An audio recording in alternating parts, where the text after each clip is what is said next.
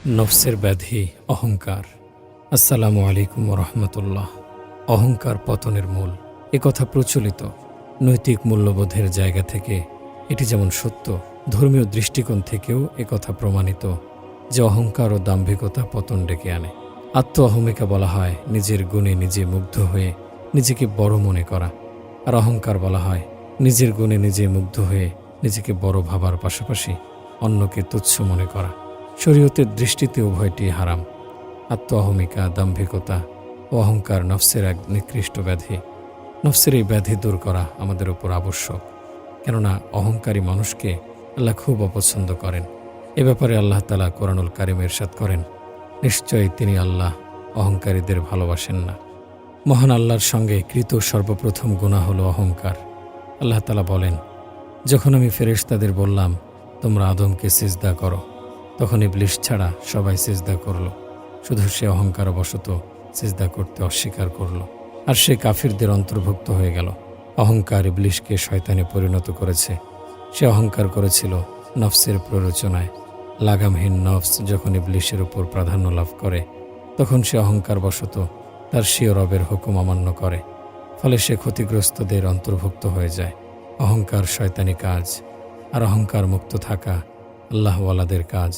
অহংকার একজন মানুষের পরিচয় প্রকাশ করে সে কি আল্লাহওয়ালা নাকি শয়তানওয়ালা। এতদূর সত্ত্বেও আজ আমরা অহংকার নামক ব্যাধিতে আক্রান্ত। অহংকারীদের জায়গা হচ্ছে জাহান্নাম, যেটা রাসূল সাল্লাল্লাহু আলাইহি সাল্লাম সুস্পষ্টভাবে বর্ণনা করেছেন। হারিস ইবনে ওয়াহাব খুজাই রাদিয়াল্লাহু আনহু থেকে বর্ণিত, তিনি বলেন, আমি নবী সাল্লাল্লাহু আলাইহি সাল্লামকে বলতে শুনেছি, আমি কি তোমাদেরকে জান্নাতি লোকদের পরিচয় বলবো না? তারা দুর্বল এবং অসহায়, কিন্তু তারা যদি কোনো ব্যাপারে আল্লাহর নামে কসম করে বসেন তাহলে তা পূরণ করে দেন। আমি কি তোমাদেরকে জাহান্নামী লোকদের পরিচয় বলবো না? তারা রূঢ় স্বভাব, অধিক মোটা এবং অহংকারী, তারাই জাহান্নামী। অপর একটি হাদিসে এসেছে, অহংকারী মানুষ জান্নাতে প্রবেশ করতে পারবে না। রাসূল সাল্লাল্লাহু আলাইহি সাল্লাম ইরশাদ করেন, যার অন্তরে অনুপরিমাণ অহংকার থাকবে সে জান্নাতে প্রবেশ করবে না। একজন সাহাবী বলেন, মানুষ তো চায় যে তার কাপড় সুন্দর হোক এবং তার জুতা সুন্দর হোক, এটা কি অহংকার বলে গণ্য হবে? রাসূল সাল্লাল্লাহু আলাইহি সাল্লাম বলেন, নিশ্চয়ই আল্লাহ সুন্দর, অতএব তিনি সুন্দর পছন্দ করেন। তবে অহংকার হচ্ছে সত্য প্রত্যাখ্যান ও মানব অবমূল্যায়ন। একবার বনী ইসরায়েলের এক ব্যক্তি গর্ব করলে আল্লাহ তাআলা তাকে কঠিন শাস্তি দেন। রাসূল সাল্লাল্লাহু আলাইহি সাল্লামের যুগেও এমন একটি ঘটনা ঘটে যায়। আবু হুরায়রা রাদিয়াল্লাহু আনহু থেকে বর্ণিত, রাসূল সাল্লাল্লাহু আলাইহি সাল্লাম ইরশাদ করেন, একদা এক ব্যক্তি একজোড়া জাঁকজমকপূর্ণ পোশাক পরে রাস্তা দিয়ে চলছিল। তা নিয়ে তার খুব গর্ববোধ হচ্ছিল। তার জমকালো লম্বা চুলগুলো সে খুব যত্ন সহকারে আঁচড়ে রেখেছিল। হঠাৎ আল্লাহ তাআলা তাকে ভূমিতে ধসিয়ে দেন এবং সে কিয়ামত পর্যন্ত এভাবেই নিচের দিকে নামতে থাকবে। কিয়ামতের দিন আল্লাহ তাআলা অহংকারী ও দাম্ভিকের সঙ্গে কথা বলবেন না, তার দিকে রহমতের দৃষ্টিতে তাকাবেন না, তাকে গুনাহ থেকে পবিত্র করবেন না।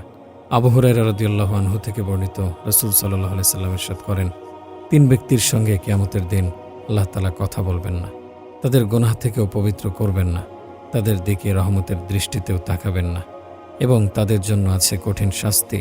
তারা হচ্ছে বৃদ্ধ ব্যভিচারী, মিথ্যুক রাষ্ট্রপতি ও দাম্ভিক ফকির। একটু ভাবুন, একজন অহংকারী ব্যক্তির ব্যাপারে এত বড় বড় ওয়াইদ এসেছে, তবু আজ আমরা দাম্ভিকতা আর অহমিকায় লিপ্ত। আমরা নিজেরাই নিজের গুণে নিজেকে বড় ভাবতে শুরু করি, আর কেউ যদি আমাদের কাজের দরুন প্রশংসা করে তবে তো পা মাটিতেই পড়তে চায় না। আর এটা আমাদের জন্য হয় খুবই ক্ষতিকর, কেননা নিজের প্রশংসা অন্যের কাছে শুনে আমরা ধীরে ধীরে কাজের প্রতি উদাসীন হয়ে যাই। নিজের মধ্যে যে যোগ্যতাটুকু ছিল তাও হারিয়ে বসি। মোট কথা, অহংকার একজন মানুষের ক্ষেত্রে ইহকাল পরকাল উভয় জগতের জন্য ক্ষতিকর। তাই আমাদের উপর আবশ্যক হলো যত দ্রুত সম্ভব অহংকার নামক নফসের ব্যাধি দূর করা। নফসের ব্যাধি দূর না করা অবধি চারিত্রিক আত্মিক কোনোটারই উন্নতি হবে না। অহংকার ধ্বংসের সুতো বনে, আর আমরা সেই সুতো ব্যবহার করে নিজেরাই নিজেদের আত্মিক উন্নয়নে কপাট লাগাই। অহংকার পতনের মূল, কারণ অহংকার হচ্ছে সত্যকে উপেক্ষা করে মিথ্যার আশ্রয়ে নিজেকে প্রতিষ্ঠা করা, নিজেকে বড় মনে করে কল্পনার রাজ্যে এক বিশাল অট্টালিকা নির্মাণ করা, যে অট্টালিকায় শুধু আপনিই রাজা, বাকি সব প্রজা। অহংকার দমিয়ে রাখতে শিখুন, নতুবা এক দরজা দিয়ে বাঘ হয়ে ঢুকে অপর দরজা দিয়ে ইঁদুর হয়ে বের হতে হবে। নফসকে ইসলাহ করা যাবে না যতক্ষণ না অহংকারের মতো বড় শত্রু থেকে নিজেকে আত্মগোপন করছেন। আমি জানি আমার মাথা আমার টুপির চেয়ে বড় নয়। আমি জানি আমার দেহ আমার জামা থেকে বড় নয়। ঠিক তদ্রূপ আমার কর্মও কখনো শিক্ষার ঊর্ধ্বে নয়, আমার ব্যক্তিত্ব অমুকের ঊর্ধ্বে নয়। তবে কেন এত অহংকার?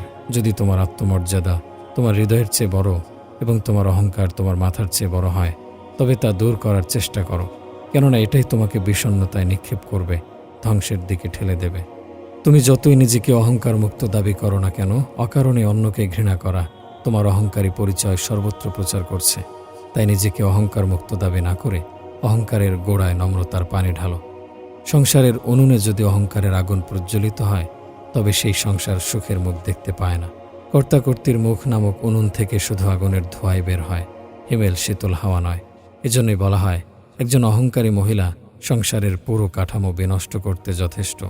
একজন অহংকারী মহিলা গৃহে আগুন লাগাতে যথেষ্ট। অহংকার এমন এক চাদর যা মানুষের সকল গুণাবলী ঢেকে নেয়। অহংকার এমন এক আবরণ যা একজন মহৎ ব্যক্তির মহত্বকে ঢেকে দেয়। অহংকার এমন এক চাদর যা একজন ভুলে ভরা মানুষের সমস্ত ভুলের ওপর পর্দা টেনে দেয়। ফলে ওই ব্যক্তি কখনো নিজস্ব ভুলের ব্যাপারে সম্যক অবগত হতে পারে না। অহংকার নিজের মধ্যেই পোষা যায়, খাবার সংগ্রহের কোনো চিন্তা থাকে না। কেননা নফস জানে কিভাবে অহংকার নিজের মধ্যে পুষতে হয়, কিভাবে তাকে মোটাতাজা করতে হয়। এই অনিশ্চিত জীবনে কিসের এত অহংকার, যেখানে প্রাণ বিয়োগে টানতে হয় অস্তিত্বের রীতি। মনে রাখবেন, অহংকার আপনাকে আমাকে মানসিক রোগী বানানোর জন্য যথেষ্ট। কেননা অহংকারী নফস সর্বদাই প্রশংসার দাবিদার। এদিকে আপনার আমার খ্যাতি সীমিত সময় পর্যন্ত বহাল থাকে। একসময় প্রশংসার পরিবর্তে নিন্দা পেতে হয় নানান জনের কাছ থেকে। তখন অহংকারী নফস কখনোই এটা মেনে নিতে পারে না, যার ফলে ডিপ্রেশন সর্বদাই আমাদের দরজায় কড়া নাড়তে থাকে। অহংকার নফসের এমন এক বিপজ্জনক অবস্থা যা সর্বদাই আপনার আমার ধ্বংসের কূপ খননে ব্যস্ত। অহংকার নফসের এমন এক ব্যাধি যা দুজন ঘনিষ্ঠ মানুষের মধ্যে দূরত্ব তৈরি করতে অগাধ ভূমিকা রাখে। অহংকার নফসের এমন এক ব্যাধি যা মনের গহীনে লুকিয়ে থাকা অব্যক্ত ভালোবাসা এবং যাবতীয় গুণাবলীকে গ্রাস করে নেয়। অহংকার নফসের এমন এক ব্যাধি যা জ্ঞান অর্জনের রাস্তায় সর্বদাই প্রতিবন্ধকতা। আমরা বলি অমুক শিক্ষিত হয়েছে, অনেক বড় ডিগ্রি অর্জন করেছে, তাই দিন দিন তার অহংকার বৃদ্ধি পাচ্ছে। আসলে এই ধারণা ভুল। প্রকৃতপক্ষে কোনো জ্ঞানই অহংকারী হতে পারে না। জ্ঞান হলো অহংকার দূর করার মাধ্যম।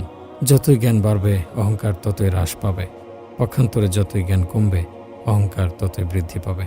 জীবনের দূরপাল্লায় তুমি কখনো সফলতার মূল লক্ষ্যে পৌঁছাতে পারবে না যদি তোমার অহংকার তোমার উপর বিজয় অর্জন করে।